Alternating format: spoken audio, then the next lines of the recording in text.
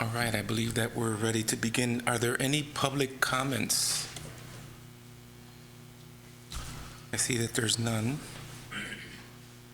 All right. Good morning, Pastor Martinez and members of the board. Morning.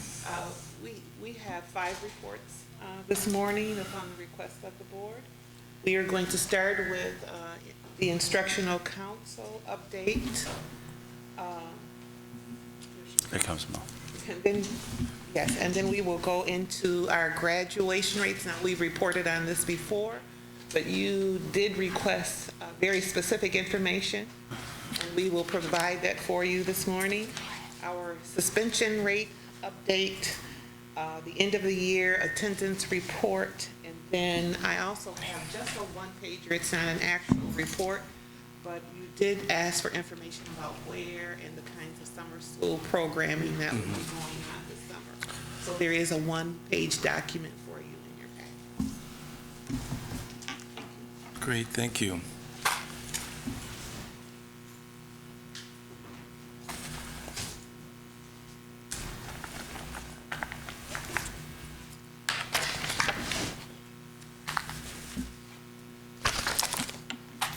Morning, Reverend Matthias. Morning. Members of the board. Good morning. Morning. Instructional Council had its last meeting for the school year on the 24th of May. The report is actually 2 pages long, but given that we have an extensive agenda following, I'm just going to give the highlights. At the request of instructional council members, Amy Powney came to instructional council and gave an update to the council on all of the math materials that she has previously updated the board on. So I will not go into the absolute detail because I know you've had that detail. May I ask you one question? Sure. This math program that we're using, is that what they use at museum school, this one that we approved, or? Go Math is the approved mathematics curriculum. It's a new one, so it's not, purchasing. okay, but it's not used yet. Okay. No, Okay. not one of the pilots. Okay. Thank you. Burton Elementary, Stocking Elementary, and I think there are 2 others. Well, they do have something like, on the computer for the kids to do, and I thought it's great. It's really a good program. Well, both Algebra Nation and Imagine Math and Imagine Math Facts also have a computerized component, so that's as much as I know. And Okay, that's fine, that's fine. Mm-hmm. Second in the report is the council was very interested in how the high school programming is going to go at museum school now that they're adding a 9th grade, and of course we want to plan for 10th grade as those 9th graders are beginning. There was a basic overview of the social studies freshman syllabus, the science freshman syllabus, and the ELA freshman syllabus, as well as the project design. It was a fairly high-level overview, but they do have very detailed documents that support their work. Second on the agenda, Jonathan Harper presented with Ben Garlitz on behalf of City High Middle and C.A. Frost, the AP Environmental Science course. That course is fully developed, but still needs to be approved through the College Board, and I believe the deadline for getting that taken care of is at the end of December in the 2018-19 school year. And finally, Dan Morse, who is the lead teacher for the Academy of Teaching and Learning at Innovation Central, that's the new Teacher Cadet Academy, did present on their recruitment efforts, their learning efforts, and their syllabus development. The training that both Dan and Mark Frost, principal of Innovation Central, will go through this summer will allow them to have access to all of the curriculum materials necessary to create a GRPS syllabus for this course, including the textbook and all of the other assessments and work-based learning experiences that the students would have. So I would expect that the next instructional council, which is in the first semester of the 2018-19 school year, that syllabus would come before the instructional council and then in front of the board. So that class is not being offered for at least a year, is that what you're saying? I believe it's this fall. This fall? Mistaken. September. It's this fall. And it seems to be very innovative, and there's a lot of excitement and encouragement that I hear from that staff, and particularly Dan. He could talk in depth about that course. So, are there any other questions? Any other questions, folks? Well, thanks. Thank you. And then I believe it's graduation updates, yeah.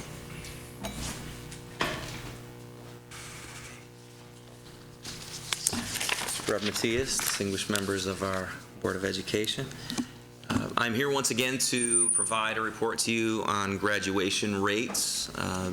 What I am sharing today, you will have heard before, but you are asking us to provide a little more specificity as it relates to specifically female students in our school district, so I will do that for you today. Let me just start by sharing with you how we compare as it relates to the state of Michigan and also the ISD. So 6 years ago, we were in a totally different place as a school district, and you can see that we have continued to tick up over a 6-year period of time. Although we are not as high as the ISD or the state, they have had slight tick-ups or remain relatively, or pretty close to stagnant, where we've made significant jumps in the area of graduation rates. If you look at dropouts, of course, we want this particular slide to go down, not up. And so if you look 2012, 2013, approximately a quarter of the students were dropping out, and now we've gotten that number to 13.48%. So we're continuing to get closer to the statewide average and also where the ISD is. Notice that the ISD and the state have been around 10% since 2012, 2013, and we're getting close, but we're not there yet, but we're hopeful that we will soon get there.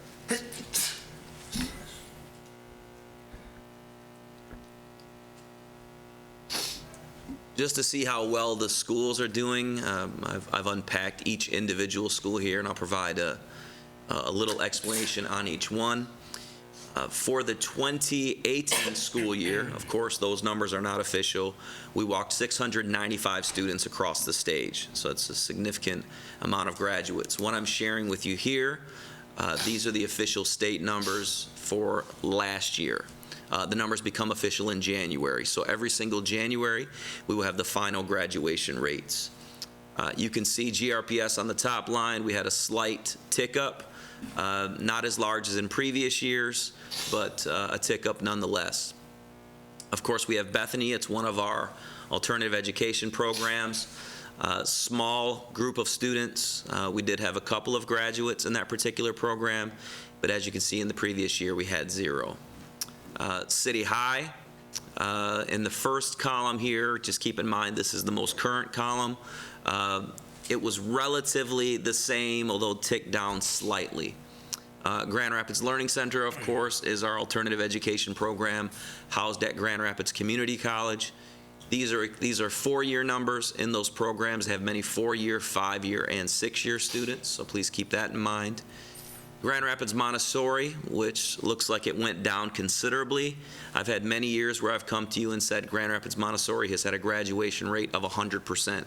Again, small sample size, usually less than 20 students. So if 1, 2, or 3 students do not graduate, that can take you down 5, 10, 15% just on a couple of students.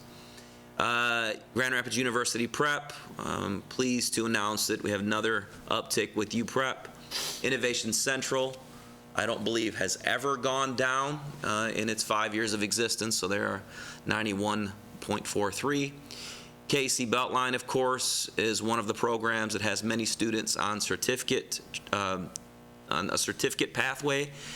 Therefore, unfortunately, as the way the state defines, if you're on a certificate pathway, you count as a dropout. And so you'll notice that we have a couple of programs there where it's 0 or really low. If you look at Kent Vocational Options, 2.63%. It's a tick up, but we have many students in that particular program on a certificate pathway.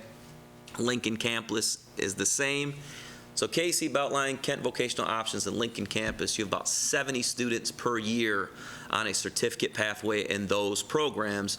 Therefore, even if we were to get 100% graduation rate, we would not get there because we have about 10% of our students on a certificate pathway. Okay. Ottawa Hills went down slightly. Southeast Career Pathways, we're just so proud of Southeast Career Pathways, an alternative high school. This year, Principal Stephanie Davis informed me last week that they had 51 graduates in an alternative education program, and that was of last week. As you can see, their numbers last year, almost 60% in alternative education. 4-year students, not 5 years or 6 years. So that helps everybody. Amazing. It helps the district. Yeah. And then Union High School, so happy to announce, getting really close to the state average. And Union High, 4 or 5 years ago, always on the state's watch list, always on the priority schools list. Great. I think they're going to get to 80% relatively quickly. Good. Just to show you what our numbers look like in myschooldata.org, which is the state's website for reporting data, you can see how we've improved from 2011, 2012, all the way through 2016, 2017. I share with the superintendent, I've never had to go to your office and say with you that we've dipped as long as you've been here. And I hope that that will always continue. And I'm confident that we will continue to move in the right direction. Good. As it relates to male and female students, you'll notice a significant jump there as well from the 2011-2012 school year up until now. So the request that was made from this committee was, how are our female students doing? So I included male and female overall, so you can see that the male students are about 10 percentage points lower than the female students.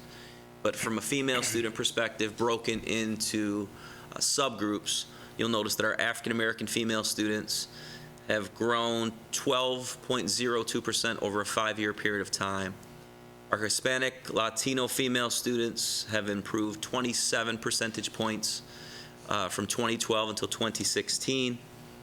Our Asian female students, of course, a really small sample size, so much like the Grand Rapids Montessori example that I shared, where a few students can move it one way or the other, there still is a pretty significant increase, almost at a 90% graduation rate with Asian female students.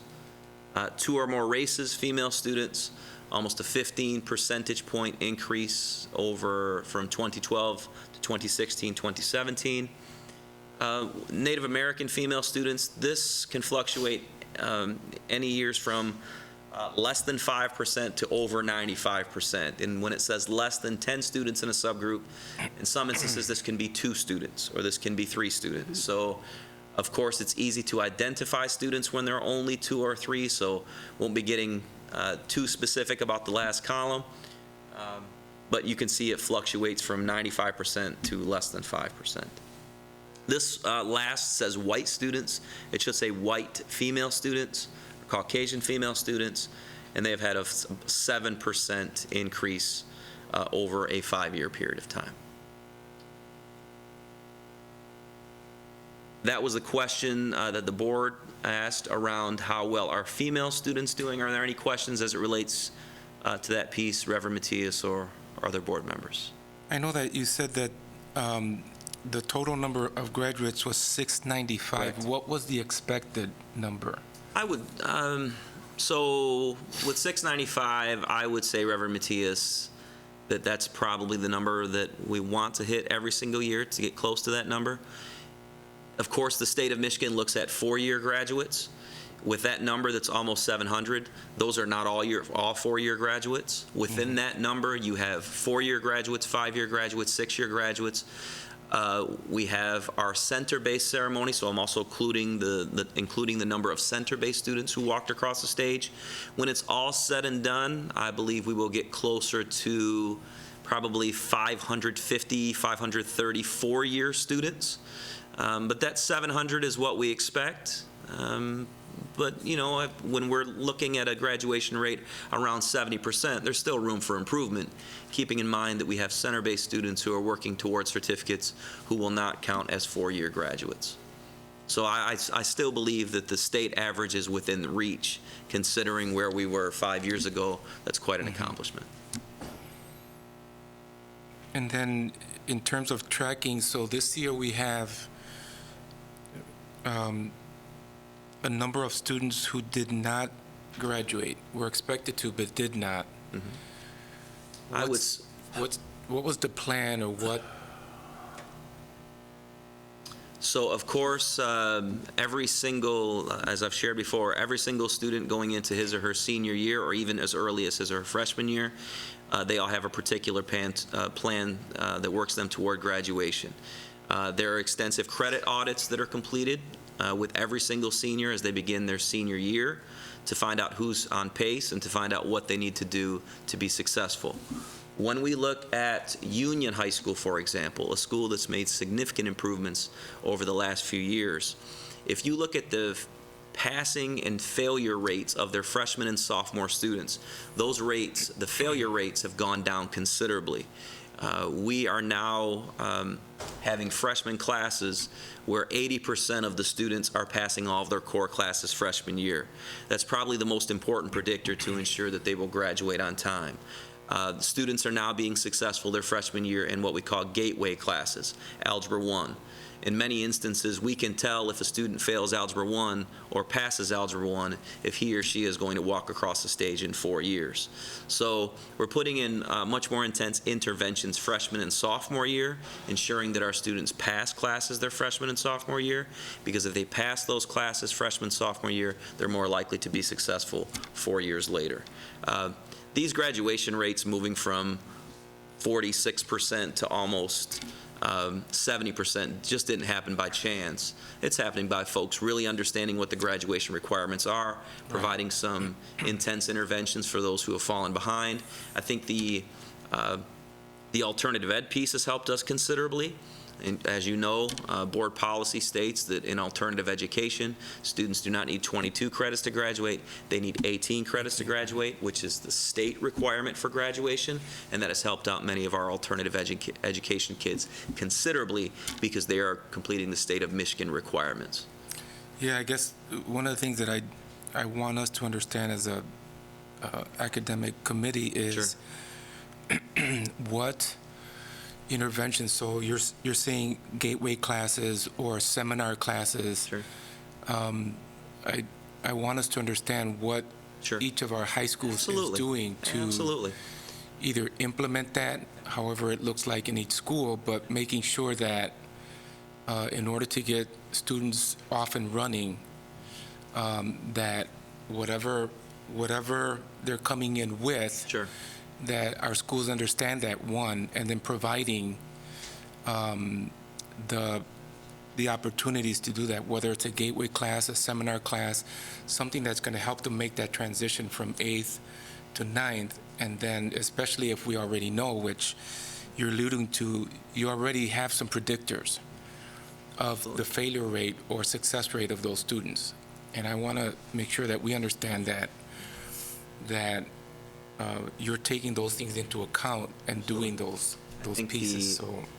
And I just keep going back to Union, a school that was on the state watch list, a school that has almost an 80% graduation rate, not as high as UPrep, not as high as Innovation Central, not as high as City, but they have an advisory structure for all their freshmen and sophomores. They have freshman and sophomore teams, so they have the red, white, and black team where students have a more personalized learning experience, almost like a homeroom teacher.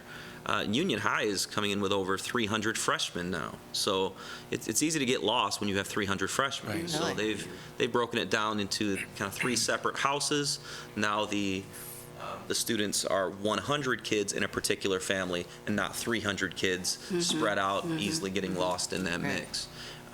So those are some things we're doing for freshmen.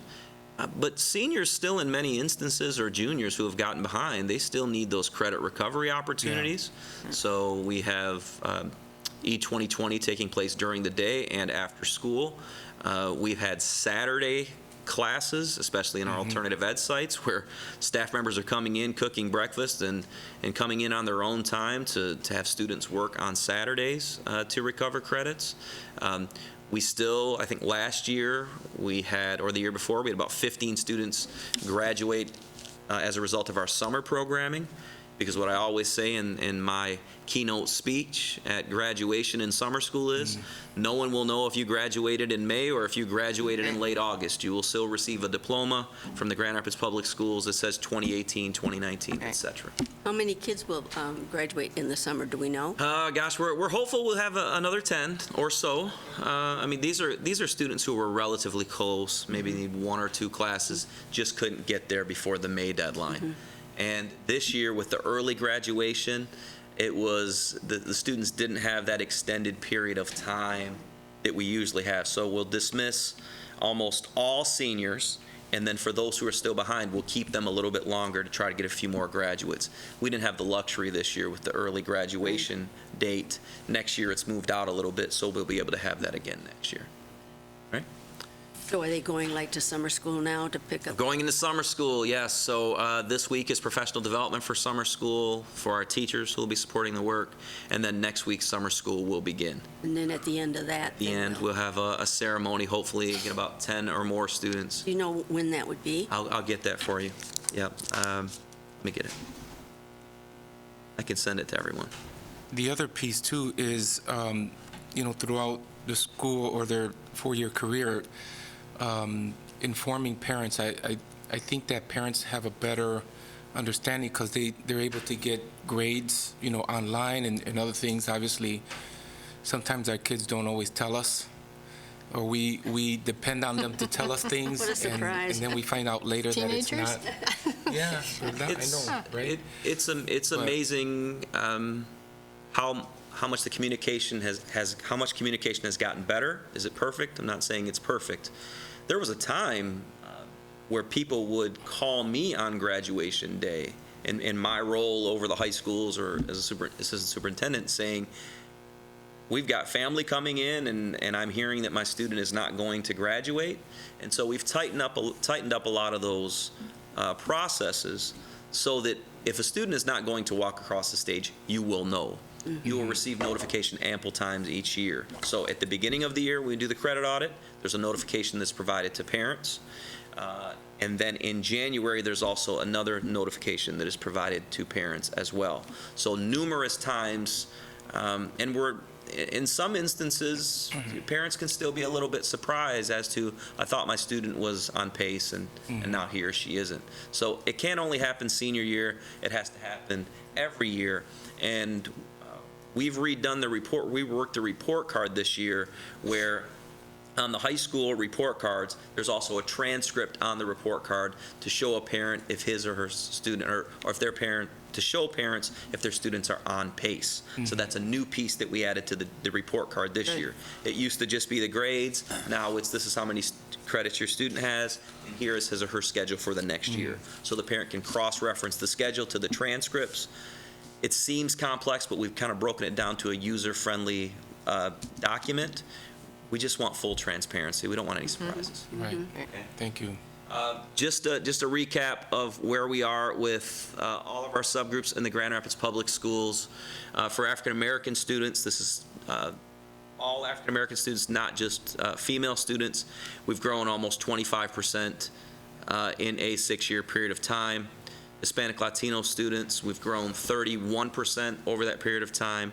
Asian students, of course, a smaller sample size, 44 percentage points of growth. 2 or more races, 15 percentage points. Caucasian students, slight increase, but relatively stagnant over a 6-year period of time. Economically disadvantaged students, We have increased almost 25% with economically disadvantaged students. Students with disabilities, almost a 9% increase over a 6-year period of time. English learners, almost a 40% increase or a 38% increase over a 6-year period of time. And homeless students, almost a 40% increase over that period of time. So the metrics continue to move in the right direction. We are not going to quit until every single student walks across the stage, but I think our immediate next goal is within the next couple of years to get to the state average. And the state average is around 80% of students. It's also the national average. At least get to that and then figure out what we need to do from that point to get every student walking across the stage. So with that, do you have any questions? Thank you. Thank you, appreciate it. I'm really glad to hear that the worries that they laid on us when I went to the conference about girls and how they're so far behind and everything, and we have to look at girls, especially African-American girls. That does not seem to be an issue here at all, so I'm very happy. We're moving in the right direction. We're moving in the right direction. We still have a ways to go. Thank you.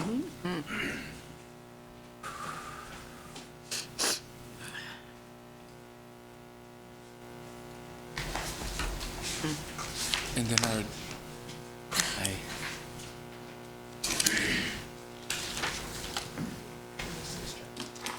Good morning, Reverend Matias, distinguished members of the board. I am here to respond to some inquiries that we had regarding suspensions and attendance. The first report that we have is a response to the board's request to see the total student enrollment by building, the number of students enrolled, the number of students who have been suspended one time, and the number of students that have been suspended 2 or more times, as well as the number of suspensions. Overall, as a district, these are our K-12 numbers. At the bottom, you'll see some summaries that divide it by department, whether it's our K-5 buildings, K-8 buildings, 6th only, 6-8, and 6-12 buildings. 82.1% of our students have never been suspended. 8.8% of our students have 1 suspension this year, and 9.1% of students have 2 or more suspensions this year. There were 13 schools that we wanted to note in this report. These are schools that are really our standouts with implementing PBIS, as well as the restorative practices and circles, informal conferencing that we've adopted as a district. Buchanan Elementary, you'll see on the report, has 431 students that were enrolled this year. Of those, 408 have never been suspended. Buchanan is one of our standouts in its implementation of PBIS. The second school we'd like to note is Campus Elementary. Campus is both a standout in its implementation of PBIS, as well as restorative practices, circles, and informal conferencing. Campus Elementary had a total of 346 students. 278 have never been suspended.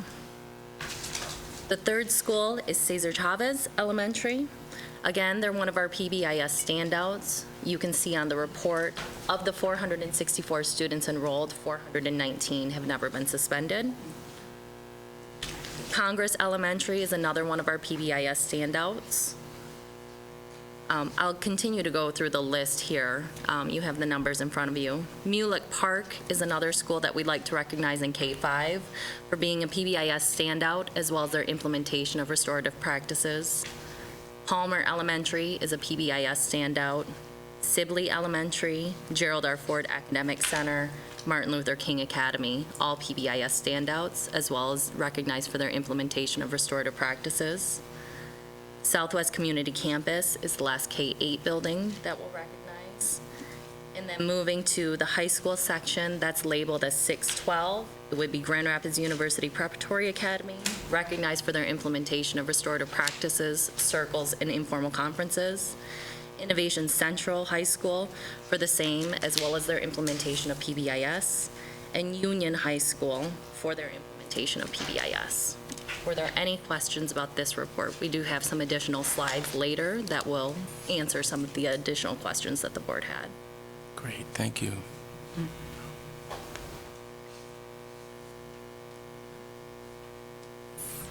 The next piece in your packet is moving to attendance. We were asked by the board to talk about some of the overall attendance and show the overall attendance by building for the current school year based on our policies. We're very pleased to report that chronic absenteeism is at its lowest rate that we've had in the district since we began monitoring. We are at 13.7% rate of chronic absenteeism for the district overall this year. 87.3 13% chronic, right? 13.7% overall. So on this report, you'll see that it's divided into 4 categories. There's a satisfactory category. Those are the students with the best attendance. They have 0 to 4.9% absences for the school year. Followed by the at-risk category. Those are students in 5 to 9.9%. Moderately chronic, 10 to 19.9%, and severe chronic, equal or greater than 20% absences for the school year. For the rate of chronic absenteeism, it's the sum of the students in the moderate chronic category as well as the severe chronic category. These category definitions are aligned to both the federal government and the state of Michigan definitions for chronic absenteeism of students that are missing 10% or more of the days in the school year. For a 180-day school year, that translates to 18 days, which is just around 2 days per month that students would be missing. We're very pleased to see that we have multiple schools that had over 90% satisfactory attendance. Those schools would be Bethany Base School, Blandford School, C.A. Frost Environmental Science Academy, the K through 5, the Center for Economicology, John Ball Zoo School, North Park Montessori Academy, Palmer Elementary, Ridgemore Park Montessori, Southwest Community Campus School as well. Several of the schools, when you look at their overall rate of chronic absenteeism, are at a lower rate than they've ever been. And those schools would have both the combined satisfactory and at-risk attendance, showing the attendance interventions that we have in place for students are beginning to make a difference. We'll now move into some additional detail for the board's questions on overall attendance. There were 3 questions that were asked. First was the attendance based on our policies, the attendance for all buildings by buildings, which is the slide that we just showed, and then any of the repeat offenders or persistent offenders, so students that are persistently chronically absent. The first bar chart that I'm going to show compares our overall district K-12 rate of chronic absenteeism from 2012-13 through 2017-18. Overall, you can see that we've had a pretty steady decline, with the exception of last year. We did uptick slightly to 27.6%, but we're very pleased to see that this year we're coming in at 13.7% as our overall rate of chronic absenteeism. Awesome. Very good, yeah. Next slide provides a little bit additional detail. This is a line chart. Each of the lines reflects a grade level band. So there's a K-5 rate, a 6-8 rate, and a 9-12 rate. So this is just giving you that same look at the rate of chronic absenteeism, but breaking it out by grade level. That top line that starts with the 57.9% in 2012-13 is your 9 through 12 rate of chronic absenteeism. You can see that we've nearly cut that in half based on 2017-18 numbers, going from 57.9% to 30.7%. Do you have a reason for that? Yeah, I was just thinking that as Sure. well. So you, Part of it is really encouraging students, high school students, to come to class. It's the greetings that the teachers do, the staff does. Everybody's really focused on, let's get you to class and let's make sure that that's worthwhile. So some of the credit recovery opportunities, the seminar classes that Dr. Gorman referenced, are really part of building that culture around school of coming to class and that being important. Thank you. I've Well, also, and a community-wide communication strategy that, Right. made a big, that was a big difference. Absolutely. yeah, I've noticed that, like, calls going to home or text, and all of a sudden, where are you at, kinds of things, I think has really helped. Technology has helped us, I think, so Yes. that's really exciting. One of the consistent themes that you'll see is you don't necessarily realize that the absences are a problem, but when you start getting those daily calls that Yeah. say, your student missed first and second hour. Yeah, You have it's- parents that are responding to their students immediately, hey, just got a call from school saying you're not there, make sure you get to class. So it certainly is not only within our buildings, but within the community as well, and improving that communication to make sure that parents are aware, students are aware of the importance of being in school every single day. Great. Good. If I could address the board at this time, please. We talked briefly about changing the bell times because we still struggle with first hour in our high schools. And we know that the research is real clear. It is in the best interest of children if we can start later. So we are working with Dean Transportation and the Rapid to see what we can do to change the bell times to either this year or next year to start later. So if we can start at like an 8 a.m. start, students will not have to catch the bus at 6:15, 6:20 to go down to the transit. So that's another strategy that you will see hopefully over the next year or year and a half. What is bell time for high school kids now? Well, so we start breakfast like at 7:15. But for children that have to take the bus, some of them have to transfer, so they have to go downtown and then back. They have to be at the bus stop by 6:15, so that's, in the shower by 5:30, which is really early. Really? Right, for high schoolers. And so even if we can give them 25, 30, 40 minutes more at home in the morning, it will be much better for first hour. So we haven't figured that piece out, and you'll see part of that in that chronic absenteeism. Those young kids that first hour is just not working out well. Right now, the high school kids start at 7:30 then? They start now at 7:30? 7:15, we start breakfast early. And most of our kids qualify, and they come and eat Breakfast, breakfast. So Yeah, that is too That early is for early. teenagers. very early. Oh.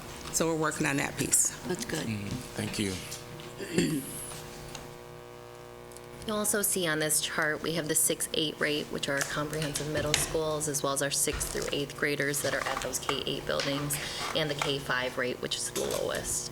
For 6-8, we've nearly cut that by a third, so going from 34% to 10.6% this year. And then for K-5, you see a similar decline from 26.3% to 7.7%. Yeah, that's the other too, is often with younger kids, they wake up or whatever it might be, and it's really easy for parents to say, I'll forget it. I think a lot of the communication that went out in terms of informing parents and breaking it down in terms of absentee and what that looks like has really alerted parents to that it can be cumulative, it can grow, and so I think that has helped the district really target that group, so that's really great. And I would say that we do have differentiation in our strategies. We know that some of the perceived barriers or myths to getting your children to school are different based on the grade level. When they're in grades 9 through 12, they're typically catching the bus. If it's K through 5, they're getting on one of our buses, or parents are responsible for walking them to school, getting them to school. So we've been very intentional in how we communicate to parents at different grade levels to ensure that their children do get to school, and that every day does matter. Good. This is just a simple pie chart that's just breaking down. It's a nice visual to see how many of our students are in those satisfactory, at-risk, moderate, chronic, severe chronic categories.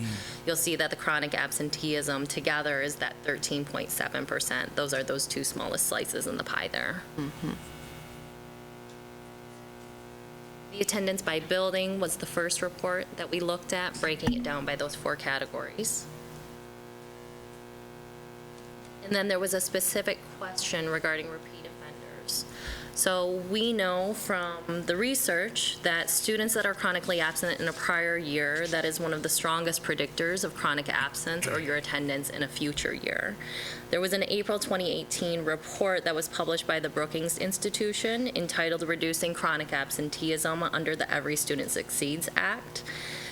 In this report, they found that not only is chronic absenteeism a key predictor for chronic absenteeism in a future year, but also chronic absenteeism is one of those persistent phenomenons, even when controlling for race, gender, ethnicity, and any of the other subgroup data that we'd be looking at.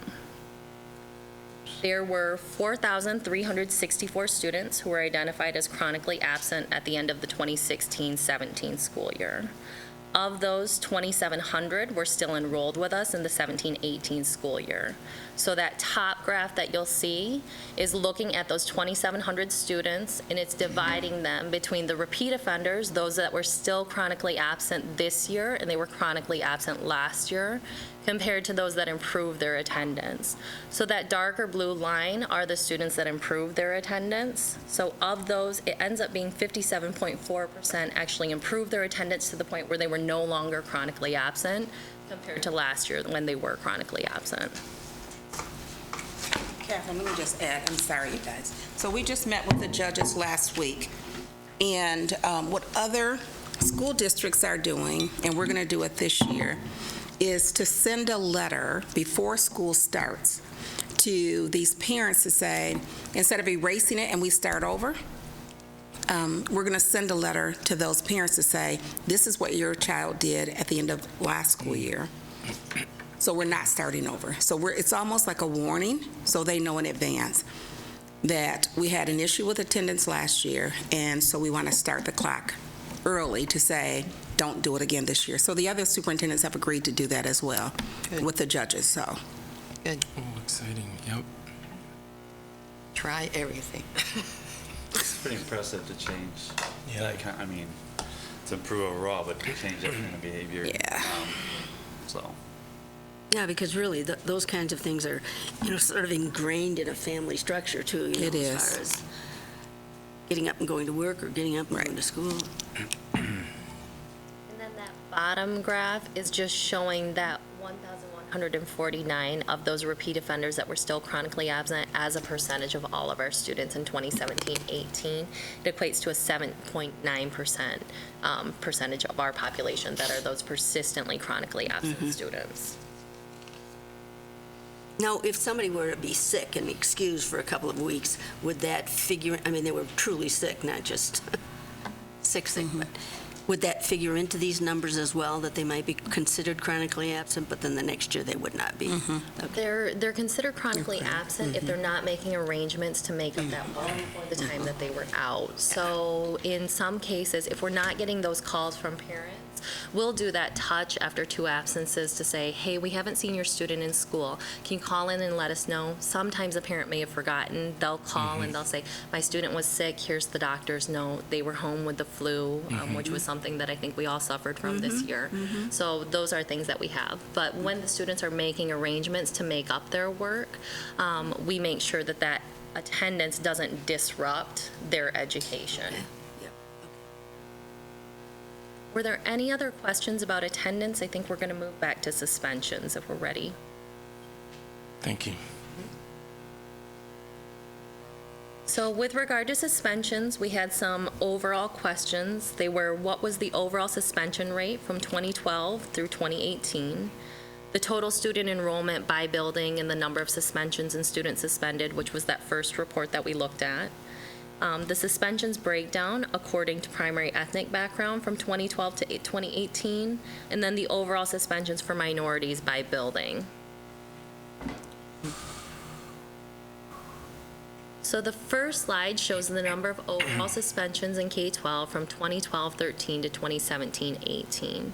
You can see that we've decreased from 7,996 suspensions in the 2012-2013 school year to 6,216 at the end of the 2017-18 school year.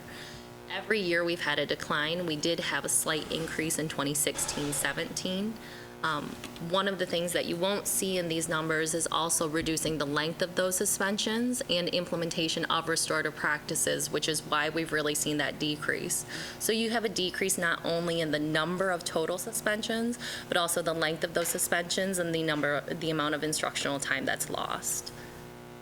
The next slide will show the actual changes from the prior school I'm year. sorry. So is there a way to, other than, I guess, writing it out, but to show the implementation strategies to reduce, for example, length of stay? You're saying that the suspension is that because there was an implementation of restorative practices or other kinds of things that really helped understand the reason why suspension or why it needed to be long or short. So I will include in my board report the strategies that we've put in place around social emotional learning to reduce. This has been the strategy, we've just grown it over the years. So we started with PBIS for those that wanted to do it 5 years ago, and then we added restorative practice. But again, asking people if they want to just come along. We have since increased not only the strategies around social emotional learning, but we've increased our knowledge, right, around what a toxic environment does to children. And so it's working with Parent University, and there's a lot of strategies wrapped into this. But what you'll see next year is we are going into contract with Family Outreach Center, with Dr. Lennox Forrest, and other counselors in the community that have a greater understanding of the culture of the children these are families are coming from, in order to help. What we are learning around not only living in a toxic environment and how that plays out in school, but from birth, just all the way throughout, what it actually does to the brain. We know now we need professional counselors to help us with this. So we've reached out to Network 180, Pine Rest, and other organizations in the community that can help us now to get at some of the issues that are happening, but it's happening in families. And so we'll do group counseling, we'll do other things now, not just restorative practice. It's much deeper than what we even realized. But it is a community strategy. Right. People are stressed. They don't have jobs. You have children being taken from their families. People are afraid. And that just causes extra mess in a school, right? And so it's a community strategy. We are going to partner, which we always do, to collaborate. But we're going to do our fair share. But at some point, we are going to go to this community to ask for help. This is not just a school issue. No. And we can continue to move the needle, and we will. We will do everything we can. But until we resolve some of these other issues around housing and family structure and drug use and abuse and other things, our teachers can't teach. Right. And so, my hope is that we can get this down to almost where we don't have any children, but it's so much bigger than us. It's so much bigger than us. But we want to partner. So I'll put in writing in the board report all that we've done and then what we're yet to do, because we are looking for community partners to help us with this. Excellent. Good. Thank you. So overall, from 2012-13 to 2017-18, the end of the current school year, we've had a 22.2% decrease in the number of suspensions when we compare those two school years. And then on this chart, you can see the reductions or the changes that happened each year.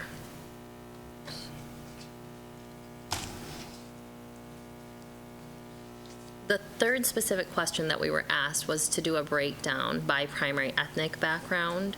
Each of these lines shows the trends, and then you also have that data table that shows the differences from 2012-13 each year through 2017-18. You can see, for example, for African American and Black students, that there were 4,824 suspensions in 2012-13, and then in 2017-18, there were 3,703.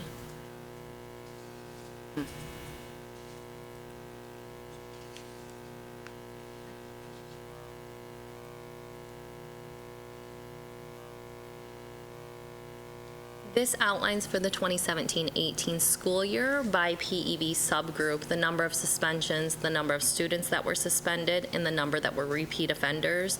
Those would be your students that had 2 or more suspensions. African American students, there were 3,703 suspensions and 1,462 students that were suspended. On average, it's about 2.5 suspensions per student, which you see reflected in that repeat offender number, where 783 of the 1,462 were suspended 2 or more times. Well, that's really interesting because, again, it gives us an opportunity to look at how we intervene or different aspects of whether it's a family issue, whether just dynamics that really can help us continue to help. And remember, we can look at the Swiss data and we go even deeper. So you see the high level here, but we can tell now where the issues are happening, how many times there's a certain hour of the day, is there a certain teacher that you're just not getting along with? Do we not have enough structures in place? Right? Passing time. And so we're able to just go deeper with the data. And the more crystal clear we are with the data, the more we're able to help people. We're also, based on our research with Harvard, working with Harvard University, we know that we have 4 things that we're looking at. And so we are going to identify those students based on the criteria, right, around suspensions or low test scores or certain things, and we're going to put our arms around those kids to say, now what do we need to do? So that's the first group that we'll tackle, per se, with the counselors from outside of the district, right, to see if we can create that safety net for those children and families and see if that makes a difference.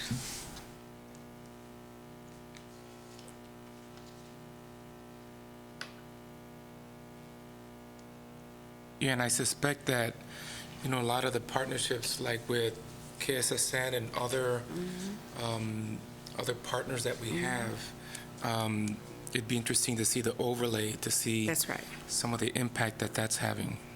And it's hard, and that's a good point, Reverend Matias. It is really hard to tell exactly which strategy works because we've done so much. And so one of the ways we approach this with partners is don't look for credit. We don't look for the credit in the Grand Rapids Public Schools. We just want to partner. And that's a different mindset because people want to say, I had the silver bullet. Right? There is no silver bullet when you're working with families. It takes all of us. And so part of that is for us to get the message out.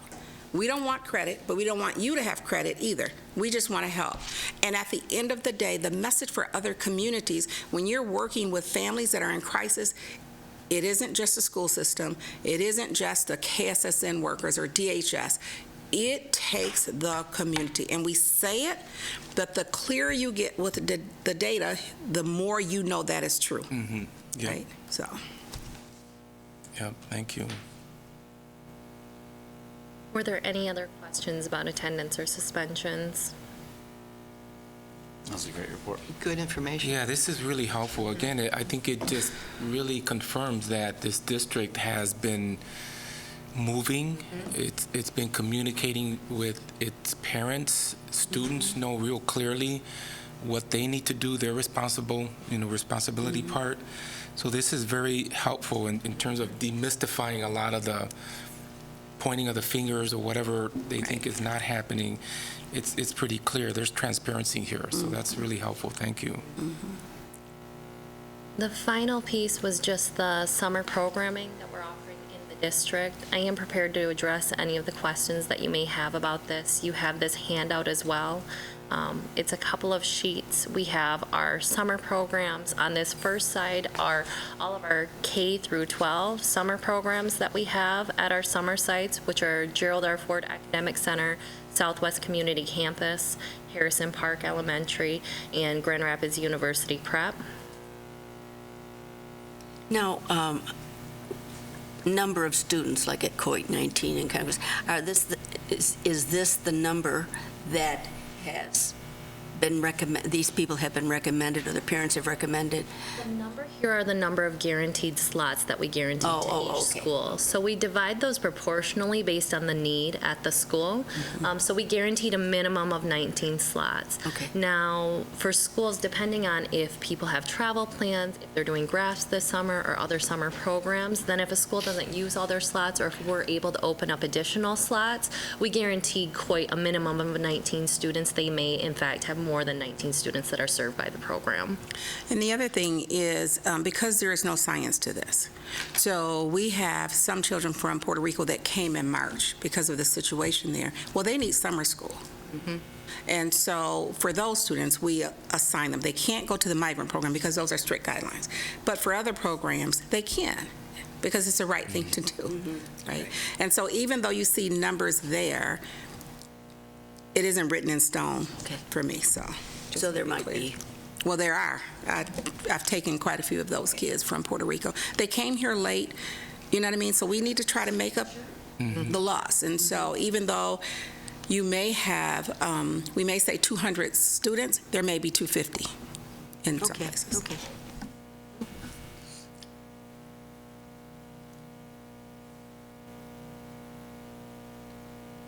The next sheet, it highlights some of the other programs that we have. We have the GRASP program, we have the Sound Reading Summer program, which really targets students in grades K through 3 from Brookside Elementary, Campus Elementary, and MLK Leadership Academy.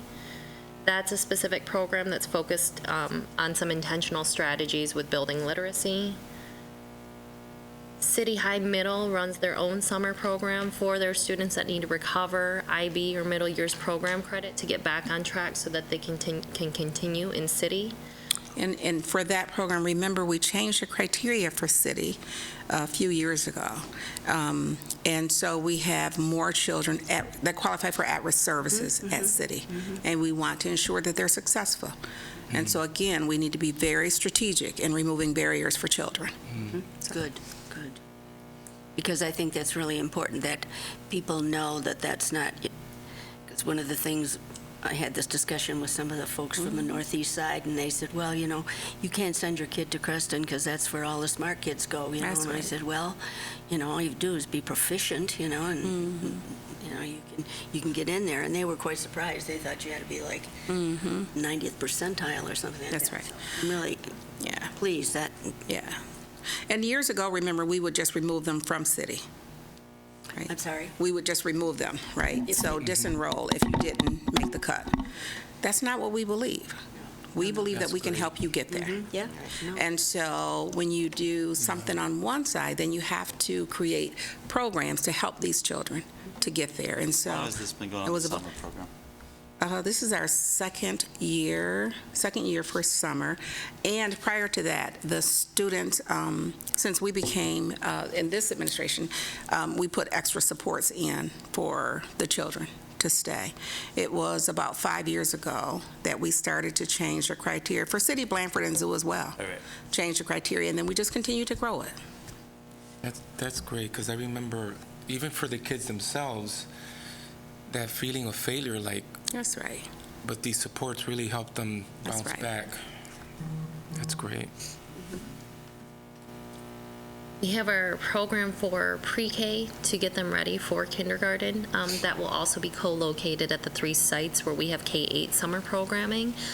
We have our pre-K teachers, kindergarten teachers that will be getting those students ready. So you have 2 sections approximately at each of those sites that will be running. The EL is for the English language summer program. Those students will be part of our regular K-8 programming, but with ESL certified teachers. And the K-5 students will also have an extension in the afternoon that will run from 12 to 2:30 that will provide them with additional ESL support. And then we have the migrant program, which is similarly structured to that EL summer program, with the addition of days on 6/20, 6/21, so starting this week, and doing a 2-week extension beyond the end of regular summer school that goes from 7:30 to 8/9. The final page lists some of our special education and extended school year services. It shows you by site where those students will receive their programming. That extended school year is something that's specified in their IEPs so that we're matching the program and services to those students. Now, are these on our website? Like these locations and whatnot, or? Are you asking for the entire summer, the schedule? Yeah, like Matthias? this, I don't know how it would look like, but If we put it on the website, we would take this exact same presentation and post it. Yeah. Sure. Yeah, we can do that. It's a great idea. There's the Newcomer Summer Program, which is also located at University Preparatory Academy. They have 2 groups of newcomer students. That's the newcomers program that's run out of Union High School to give them continuity, since so many of them enroll late during the school year, or they're coming from circumstances where they have that additional need to help support them to be successful, to make that transition into the coming school year. And this isn't necessarily for English language learners, it's for everyone? The newcomers program is specific to the English English language. learners within that newcomers program. Many of them that are coming have little to no formal education or necessarily the literacy even in their home languages. So it's really to focus on building those skills and making sure that we can help them to start making progress not only towards the acculturation and getting familiar with American culture and American customs, but also to prepare them to meet high school graduation requirements. Busy district. Yes. Yeah. And we And also that have number, listed that those other number is programs. increasing. It is increasing. We're getting so many kids from all these border situations here. That's right. It's phenomenal, the growth that's happening, so. So on that one, Max Gibbs is working with Bethany Christian Services and other programs, so to help us, outside organizations, to help us get a better understanding of what services are needed. So as families come to this community, Max is working, and we have a contract with several of the organizations to help us understand how best to help children. So we've grown that as well this year. Just the final pieces, these are camps or opportunities that our students are also enrolled in. We constitute the majority of their enrollment. So you have the Challenge Scholars Kickoff Camp, which is for the current middle schoolers at Westwood and Harrison Park. And then you also have listed here the Believe to Become Summer Learning Academies that will serve students in grades K through 12. That Challenge Scholars Kickoff Camp, I've been there. What a phenomenal job they do. The Amazing. bonding that goes on, That's right. it's just, what a great partnership. It's really awesome. I do have a question about this last one here. Leave to Become. Is this for any kid, or is it for kids who struggle, or is it just any kid who wants to do something over the summertime to stay sharp? So we have not just Believe to Become, but it is for kids throughout. What we've tried to do is build a summer program, right, so that we have something for every student, people that want to. Now, you do have to be a GRPS student, though. So you can't just come to the summer program and sign up. Because most of these programs are funded with state and federal dollars outside of our regular foundation. And so it is specifically for GRPS students. But whether it's Believe to Become or a camp, or whether it's GRASP and a swim camp, you can do both. So This college prep stuff and so on. that's The right. college prep is, there's, those might include students that live in the hope zones that are not That's correct. GRPS students. There's the Believe to Become people are emphasis on doing research on the impact on the hope zone students, which would be the southwest and southeast side. And there's some pretty good one. That Ferris State one is really good. That's probably the best. I think so. No bias. I wonder. No, this is really impressive. When you look at the numbers Really. and where it's at scattered throughout the community, there's Yeah. really, and I know a lot of parents clamor for, Absolutely. continued something in the summer because they want their That's kids to retain what they've learned. So they're looking for opportunities like that. So this college prep program, you take a look at Ferris, well, especially Grand Rapids Community, go from 9 to 4 every day at college prep. They're not reclaiming their credits or anything, they're just getting. Taking college courses. College taking courses. college courses. Oh, great, okay. And the Ferris State one, and GRCC is good too, but the Ferris, they're connecting it to other kinds of college readiness activities, not just academic coursework. Okay. Connecting students to That's wonderful. cultural resources as well. One of the other areas that you don't see here that Alex is working on, Alex is our new Walter, but Alex is working on, we've asked the question at Cabinet, what does it really take for students to be successful in high school? And so she is researching that, and we'll present it to Cabinet on the 25th of June. And I'll share the report, the results of it, with the board as well. But what does it take? I think by next year, next summer, we will need to do something for 8th graders going into ninth grade. Oh, yes. It's that transition time. Her preliminary data is showing that that's a gap. And so you have young kids coming out of middle school with 2 and 3 E's. Well, they can't, it's such an uphill battle for us to get them ready when they come to ninth grade. And so what can we do, being very intentional for 8th graders, incoming ninth graders, just teaching them the ropes, right, of how to be a high school student. And so I'm looking to do that next summer as a team. I would imagine that once we receive the data, then we need to figure out a strategy.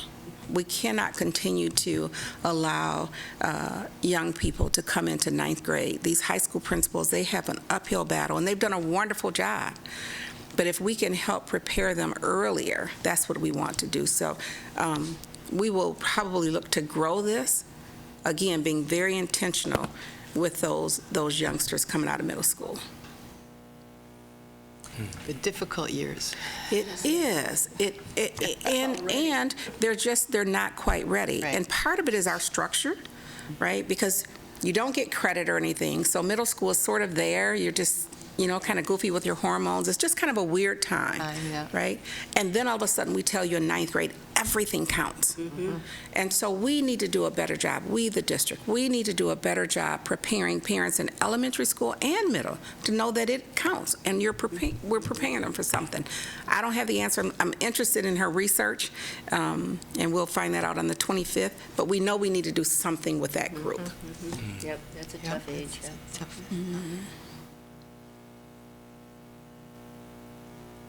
A lot going on. A lot going on. Are we finished? I'd like to bring something else up if it's okay. Yeah, I believe, are you done, or? I am. Okay, yep. Okay, thank you. I would just like to, I think this is the committee that might do something about this, but I just think one of the things that we need to do is, obviously, if we have good teachers and happy teachers, it's more likely you'll have better students and happier students at least. And I'm just wondering if there isn't something that we can do, like say, at the end of a student's or a teacher's 5 years of service, to acknowledge that in some way, and then maybe after 20 years of service. And that's a long time to work the same job with all these kids, and there's some way if we could acknowledge, you have successfully taught for 5 years and we're proud of you, and, bring them to a board meeting and, acknowledge them in some special way, because from my own personal experience, at one point, the superintendent decided, that we should get pins, and I know that that's absolutely stupid, that I should be so happy about pins, but, that somebody recognized that I'd been there for 20 years, and That's right. my other peers saw that I'd hung on for 20 years, that, it makes you feel good, and I'm not suggesting that we have huge parties or anything, but I'm thinking, something special. After 5 years, that would tell these newer teachers, like, you really accomplished something, and we're proud of you. And then, maybe after 20 years, but, when you see these people coming here for 40 years, I mean, I think, God, I don't know how. I did 37. I don't know if I could have done 3 more, but it's a lot of work, and it's something to be proud of. And I just think, especially these young people that I see, like at Aberdeen, we have some young people, and, they work so hard. And that I just think it would improve morale if we as a board, administration, acknowledged what they're doing, the success they're having, and, bring them here and brag about them for a while. So, Catherine, I appreciate the comment. It is hard, and I've shared this with you guys. We talk about this. It's hard to work in Grand Rapids Public Schools for so many years, right? Even 5 years is hard. And so I just appreciate the people that have stayed. And I'm going to tell you, our teachers can go anywhere. No, I know, I know. and they can make more money Yep. and not work as hard. It is really difficult to work in Grand Rapids Public Schools, and I love it. And I think the people that are here, anything that we can do to help them stay. I appreciate the board and all that you've done from changing the salary structure, but we are looking at other ways. How do we celebrate these people? That's what I'd like. Right, because you have other choices. And so I do want Sharon to talk about HR. They've done a lot with the contract, but we've looked at the research of when people tend to leave us. Yeah, And yeah. so just want Sharon to be able to answer some of your questions around that. I think that was one of the reasons why we really focused on that, a little bit of that compensation boost in the tenure year, because that's when we were at Harvard, there, a lot of the research showed that that's where folks are jumping out. And so in addition, At 10. at that tenure year, that if we can catch them and celebrate them by, and that was one of the reasons why we said we would, just from a compensation standpoint, give you a little bit of a jump at that point to say, hey, you stayed with us where you had opportunities to change and to leave. We are doing some other things with the professional development department that we're finding is making a big difference with our brand-new teachers. We've been collaborating with them where we have our second-year teachers coming back and really talking to our first-year teachers about their experiences and giving them sort of advice and counsel and helping to form that collaborative kind of environment, because we also know there's a lot of non-monetary things that help employees stay in an organization. Now, we have some of the formal, sort of the traditional things. 10 years, you get an Apple, I don't know, a watch at a certain amount of time, and, a paper thing at another one. And people, it's interesting because we thought about, well, let's eliminate that and try to do something more meaningful. And the moment we didn't send that apple out, I got so many calls. Where's my apple? I just think. You never know. So we decided, okay, we're going to keep the apple, but we're also trying to. Bring them here and celebrate with them or something. We can certainly do that. Yeah. Because We used to have a big we had a party or reception at something, one time. But then Remember we people used to do stopped that? coming, and so as you just have to kind of. We stagger it maybe, like bring in, sometime this next year, everybody who's managed to stay for 5 years and celebrate them. And, and then later in the year, take a look at people who are doing 15 or 20. But to bring them in here and, put faces to these people and for us to know them a little bit and congratulate them and let them know how much they're appreciated. Because I really, if that's one thing that I learned while I was in education and now I see with my friends that I know from Aberdeen, that, you need to feel appreciated. And Sometimes maybe even a letter from the board. We do letters from the superintendent, but a letter from the board congratulating them that can go in their personnel file. Right. Is very important to young professionals as they are trying to apply for not other jobs, because we don't want them to do that, Masters or scholarships or fellowships or some other, things. Having those written documents in their file that they can point to are very important in that. I just feel that that's something that, I wasn't sure if it was this committee or another one, but I just felt I'd bring it up because I really feel that's something we should do and do it as soon as possible and let these people know. They had this wonderful young kindergarten teacher at Aberdeen, and she's got 30 kids in that classroom, and these kids are so cute. I don't know how she can, but some of them aren't.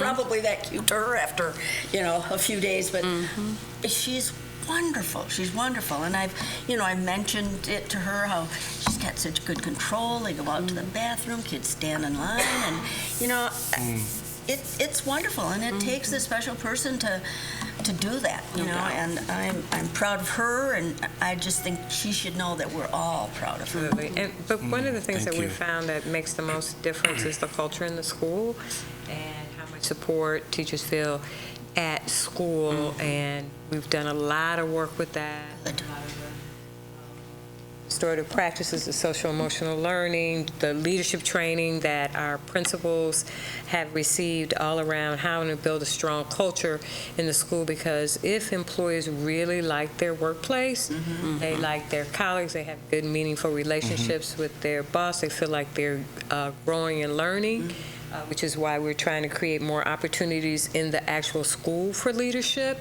not to have to come to the central office. We want to keep our best and our brightest, like kick me for this, but our best and brightest in the school. In the schools, that's right. Where they have the closest contact with our students. So all of those things, it's a larger strategy, but I think recognition is certainly a critical part of that. And the other thing, all of our strategies are research-based. Everything that we've been doing, the research supports, and so, been very intentional. I think research will probably show that if people feel appreciated. That's right. You know, They tend to stay. Yeah. That's right. Absolutely valued and appreciated and respected. That's right. Well, thank you so much. I believe that we are adjourned. Thank you. Good work.